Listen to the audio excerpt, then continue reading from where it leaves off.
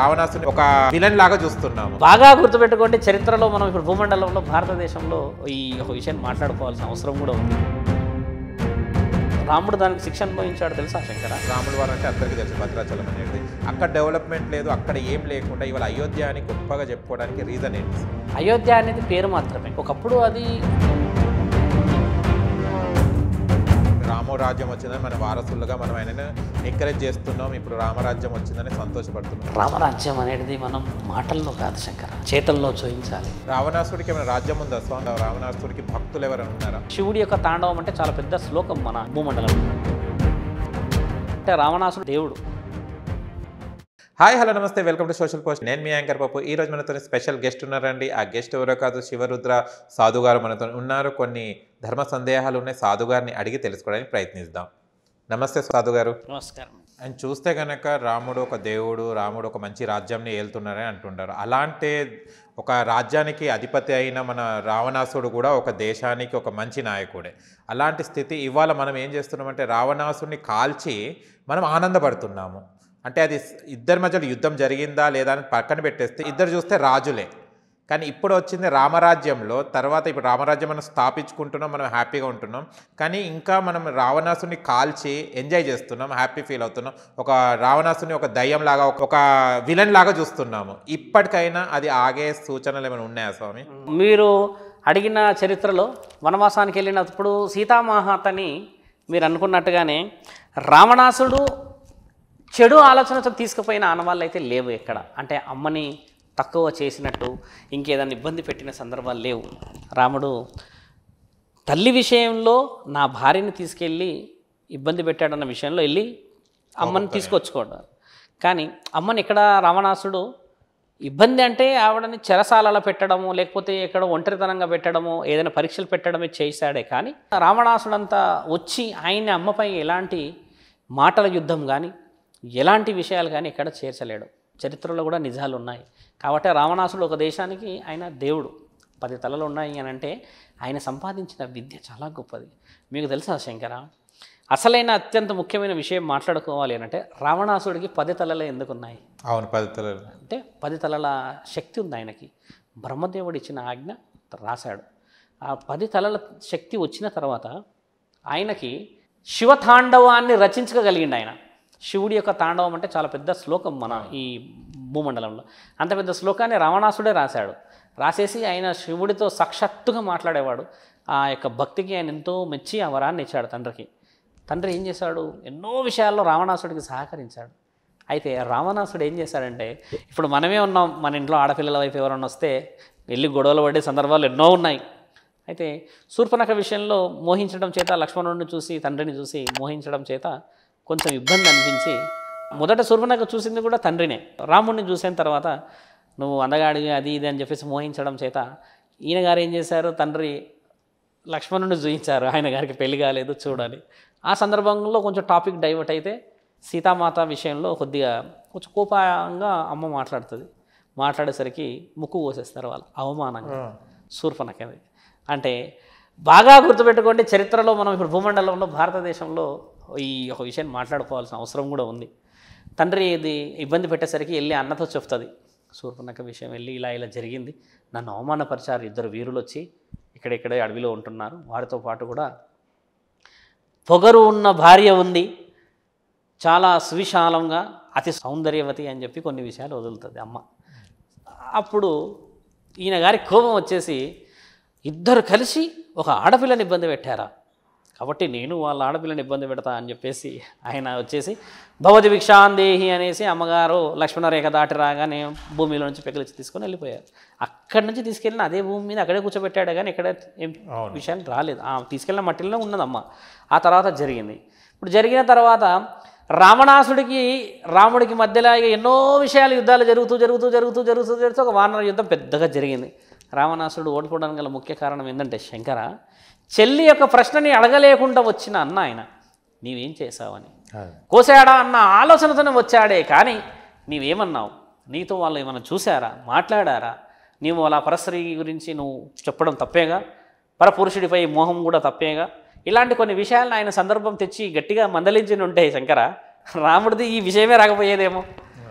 అన్న మాట వినలేడు. చెల్లికి కోపంతో రక్తంతో రాగానే హడావిడిగా వచ్చాడు, తీసుకెళ్ళాడు. అక్కడి వరకు చరిత్ర మొదలైంది. ఇంకా తర్వాత తీసుకొని వచ్చిన తర్వాత గొడవలు అన్నీ అయిపోయిన తర్వాత రావణాసుడు ఆ తరుణం వచ్చేసేసి కాలం చేశాడు. ఎందుకంటే రావణాసుడు ఓడిపోవడానికి గల ముఖ్యమైన కారణం ఏంటంటే ఈ చరిత్ర తెలుసుకోవాల్సింది కుటుంబ బలం లేకపోవడం. కుటుంబ బలం అనేది అందుకే రావాలి. నేను ఎన్నో ఇంటర్వ్యూస్లో చెప్పింది కూడా విషయం ఏంటంటే కుటుంబ బలం లేకపోతే గెలవడం చాలా కష్టం శంకర. ఎందుకంటే రావణాసుడు ఆయన యొక్క శక్తులు, ఆయన యొక్క విర్రవీగే వీరత్వాన్ని చూశాడే, కానీ నా కుటుంబంలో నుంచి ఏం బయటికి వెళ్తున్నాయి, నా బలం ఏది వెళ్తుంది, నా బలం, నా బందోబస్తు, నా బలగం ఏంది అనే విషయాన్ని రావణాసుడు కనిపెట్టలేకపోయాడు. అన్నకి తమ్ముడు సపోర్ట్ చేయలేడు, కుంభకర్ణుడు వచ్చి కాలం చేశాడు, రావణాసుడు శక్తులన్నీ వెళ్ళిపోయాయి, వాలి చూస్తే ఎక్కడ దెబ్బ, ఎన్నో విధాలుగా చూస్తే కుటుంబమే సపోర్ట్ చేయలేకపోయింది. అంటే తండ్రి చేసినది ఏంది, న్యాయ పోరాటం చేశాడా అన్యాయ పోరాటం చేశాడా అని ఇక్కడ చూస్తే రావణాసుడు ఆయన దృష్టిలో న్యాయ పోరాటమే చేశాడు, కానీ ఆయన కుటుంబం అంతా ఈయనకి సహకరించలేదు. ఎందుకు సహకరించలేదంటే అటువైపు నుంచి తెచ్చింది కూడా ఆడబిడ్డని, ఆవిడ సాక్షాత్తు సీతాదేవి, రాముడికి సతీమణి, ఒక రాజ్యాదులకి, అంత పెద్ద దశరథ మహారాజుకి కోడలు అని ఇలా వచ్చే తంతులు తెలుసుకున్న వాళ్ళు కూడా ఉన్నారు. రాముడి పక్కన రావణాసుడి పక్కన కూడా మునీశ్వరులు ఉంటారు కదా, చెప్తారు కదా ఆ చరిత్రలో. అలా ఆయన గారు కోల్పోవడానికి గల విలువ అదే. ఈరోజు దసరా రోజు మహా ఉత్సవాలు చేస్తూ ఉన్నాం మనం. ముమ్మాటికి రాముడు మన దేవుడు కాబట్టి, మన ఇంటికి సంబంధించినది కాబట్టి దసరా రోజు చేస్తూ ఉన్నాం. ఇప్పుడు 10 తలలు పెట్టి కాలుస్తాం, ఓ ఆనందంగా టపాసులు పెట్టి. ఇకపై ఆ తంతు పోతుందా అని మనం అనుకుంటూ ఉంటే శంకర, నా ప్రశ్న, మీరు అడిగిన ఈ ప్రశ్నకి నిర్మలమైన జవాబు ఏంటంటే శంకర, తండ్రి రాముడి యొక్క ఆనందాన్ని ప్రకటించుకొని మనం పండగ చేసుకున్నాం. ఇప్పుడు తండ్రి గెలిచిండు కదా, గెలిచిన తర్వాత మానవులు దాన్ని మానేస్తారా? ముమ్మాటికి దాన్ని మానేయరు, ఇంకా ఎక్కువ చేసేస్తారు మేము గెలిచామనేది. అంటే ఒక విధంగా మనకు తెలియకుండానే మనం కూడా ఇంకొక తప్పుని మనం నెత్తులు పెట్టుకుంటున్నట్టే కదా. ఇప్పుడు ఇది మనం గట్టిగా మాట్లాడి 10 మందికి తెలిస్తే ఇది వితండం అవుతుంది, మతోన్మాదలం అవుతుంది. కాబట్టి ఏంటంటే అవతల వ్యక్తిని బాధ పెట్టాము చేసాము అనడానికంటే చరిత్ర శిక్షించేసింది కదా. రాముడు రావణాసుని తలని పెకలించేసి బ్రహ్మాస్త్రాన్ని ఉపయోగించేసి అనుకున్న విధంగా స్థితిగతులు మార్చేస్తాడు కదా. రాముడు దానికి శిక్ష అనుభవించాడు తెలుసా శంకర.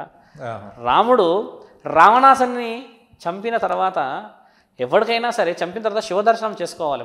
మన యొక్క ఈ ధర్మ సందేహాల్లో ఉంటుంది. ఒక మానవుడిని చంపిన తర్వాత ఖచ్చితంగా శివలింగాన్ని దర్శించుకోవడం అనేది, అంటే ఆ పాపానికి పరిహారానికి పోవాలి.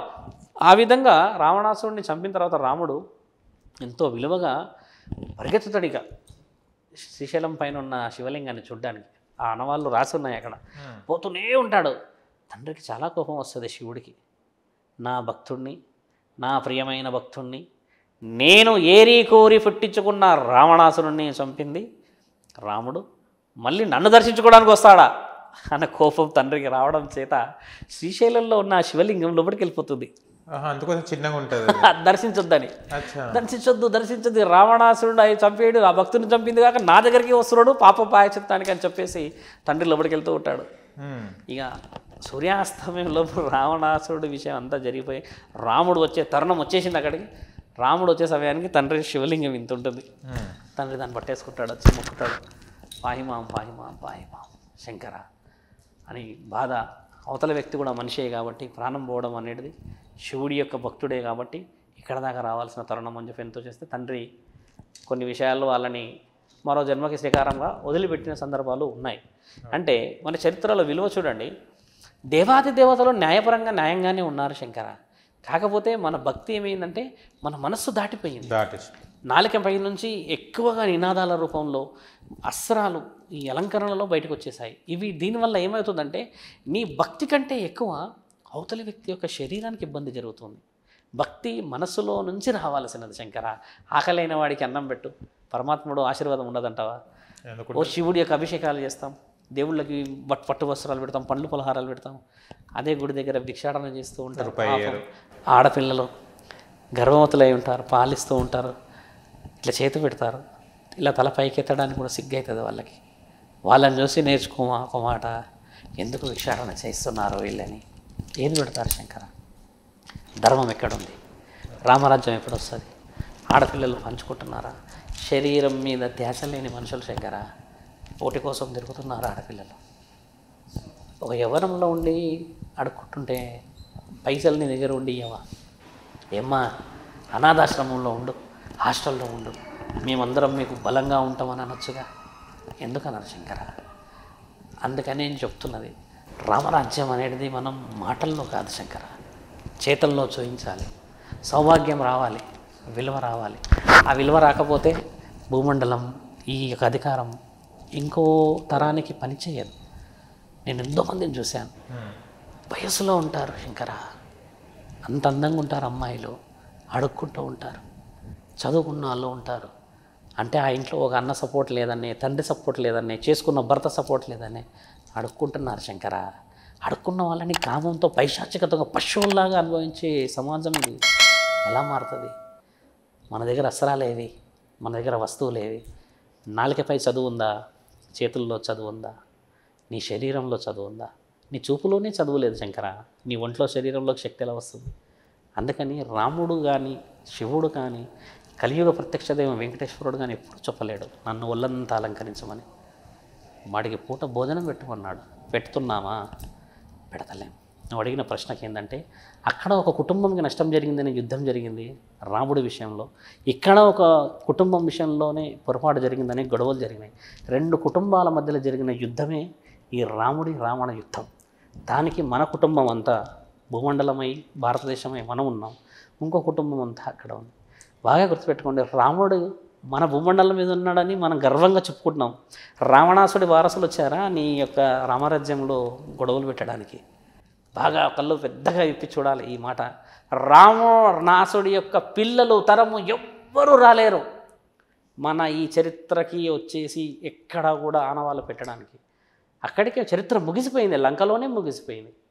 మన భారతదేశం కంటే ఎక్కువ లంకలో ఉన్నాయి శంకర ఆనవాళ్ళు.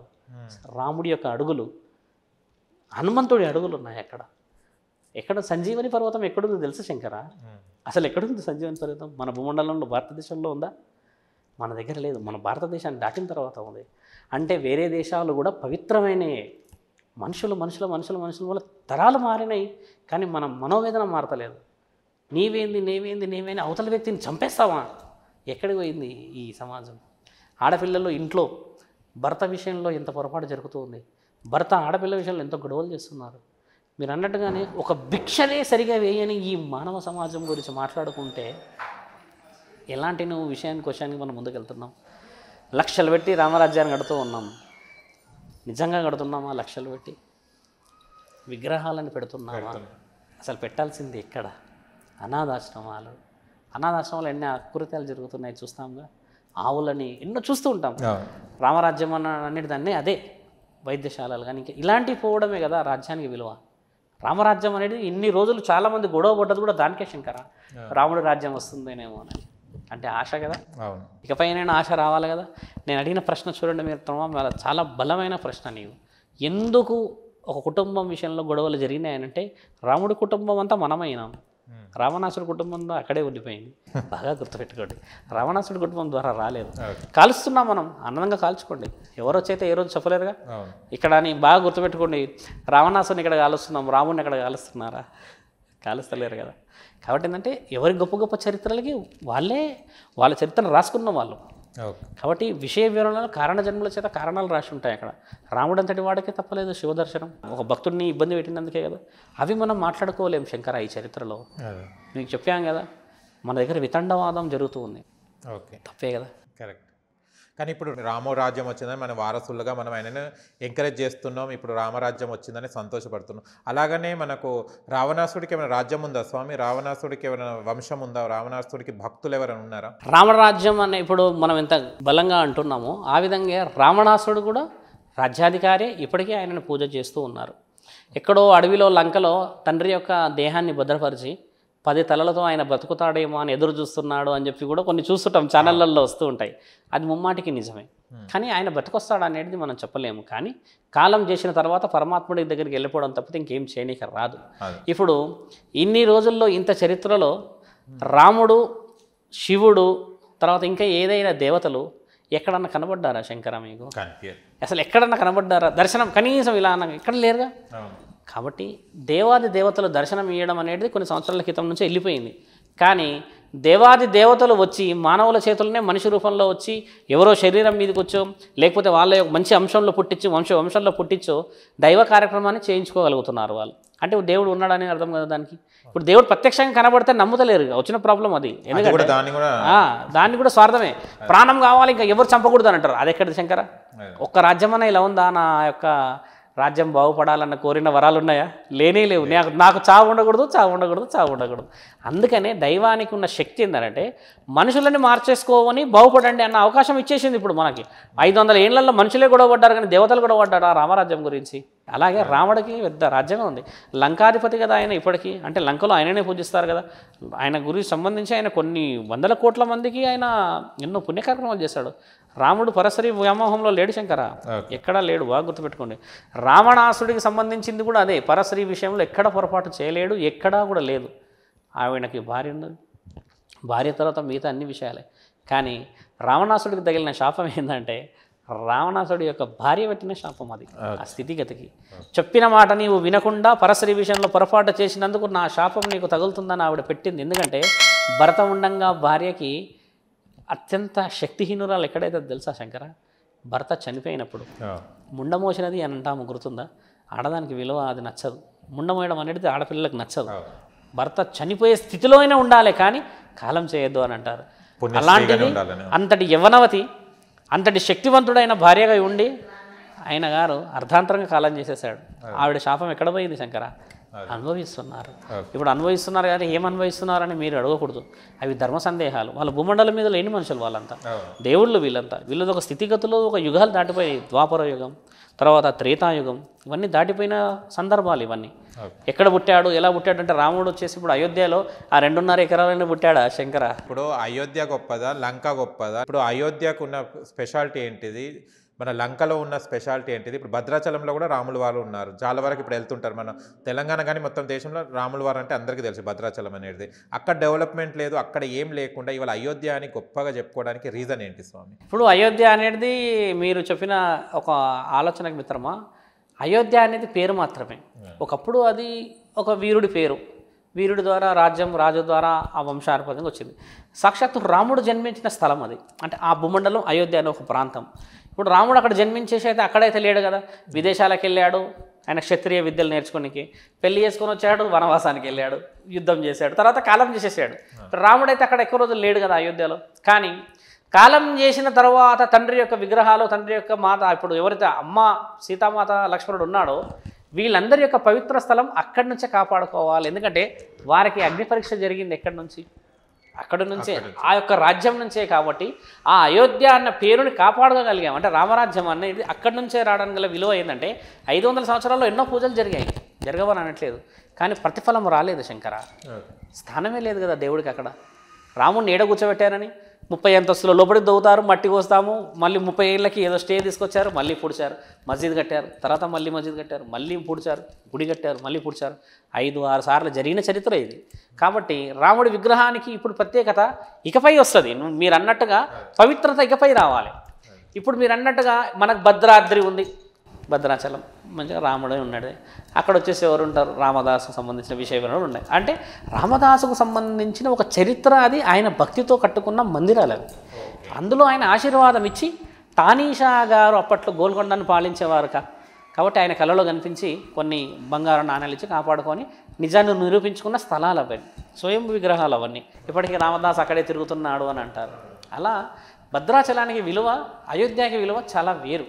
అయోధ్య అనేది ఏంటంటే శంకర, జన్మస్థలం మాది, మా హక్కు, మా రాముడు. ఇప్పుడు చుట్టుపక్కల ఉన్నదంతా ఎవరు? మీరు డీప్గా ఇప్పుడున్న ఈ సమాజం ఒప్పుకోకపోవచ్చు నా ఈ ఆన్సర్. వీళ్ళంతా రామరాజ్యంలో మనుషులే. ఇప్పుడు మీరు నేను కూడా రామరాజ్యంలో మనుషులు. ఒకప్పుడు రామరాజ్యమే కదా ఈ భూమండలం మొత్తం అధికారి. అంటే ఇప్పుడు మనం ఎక్కడున్నాం? We are in to the power. ఇప్పుడు మనకి ప్రైమ్ మినిస్టర్, ప్రెసిడెంట్ అండర్లో ఎలా ఉన్నామో ఇప్పుడు మనం ఒక విధంగా రామరాజ్యంలో ఒకప్పుడు పుట్టిన తరాలే కదా ఇవన్నీ. కాబట్టి ఆయన ఇంకా అప్పటి నుంచి ఎటర్నిటీ, అంటే పవర్లో లేరు ఇంతవరకు వాళ్ళు. ఇప్పుడు పవర్ వచ్చింది వాళ్ళకి. ఇప్పుడు ఆయన స్థాయి వచ్చింది, ఒక స్థితిగతులు వచ్చాయి, స్థితిలో కూర్చున్నాడు. ఇప్పుడు ఆయన అక్కడి నుంచి మనల్ని శాసించవచ్చు ఒక భూమండలం మీద. కాబట్టి రాముడి యొక్క రాజ్యం అయోధ్యకి విలువ ఎంత ఎందుకుంది అంటే ఆయన స్థాపించి సాధించి చూపించిన స్థలం అది. కాబట్టి దాన్ని కాపాడుకున్నాం. మిగతా మందిరాలు ఏంటంటే భక్తులు చాటుకున్నాయి అవన్నీ. భగవంతుడు ఒకటే దగ్గర స్వయంభుగా ఒకటే శరీరంతో ఉంటాడు. శంకర్ అన్నిటి దగ్గర ఉన్నాడు. శ్రీకృష్ణుడు ద్వారకాలో ఉన్నాడు. ద్వారకా అనేది ఇప్పుడు చాలా పెద్దదే మన దగ్గర. ఒక సెట్ ఆఫ్ వంశస్థులు అంతా పూజిస్తారు. ఇప్పుడు శ్రీకృష్ణుడి దగ్గర మనం ఇక్కడ తక్కువగానే పూజిస్తామా? ఇక్కడ హరే కృష్ణ అని అంటారు. తర్వాత ఎక్కడ చూసినా పెద్ద పెద్ద భగవద్గీతలు ఇస్తారు. అంటే ఇక్కడ కూడా ఎక్కువనే ఉంది. కానీ ఇక్కడ శ్రీకృష్ణుడికి ఉన్న విలువకి ద్వారకాలో ఉండే శ్రీకృష్ణుడికి విలువ వేరు. అంటే స్థానబలం చాలా ఎక్కువ. ఇక్కడ భక్తులు కట్టింది, అక్కడ స్వయంగా ఆయన రాజ్యంలో కూర్చున్నది. అది తేడా.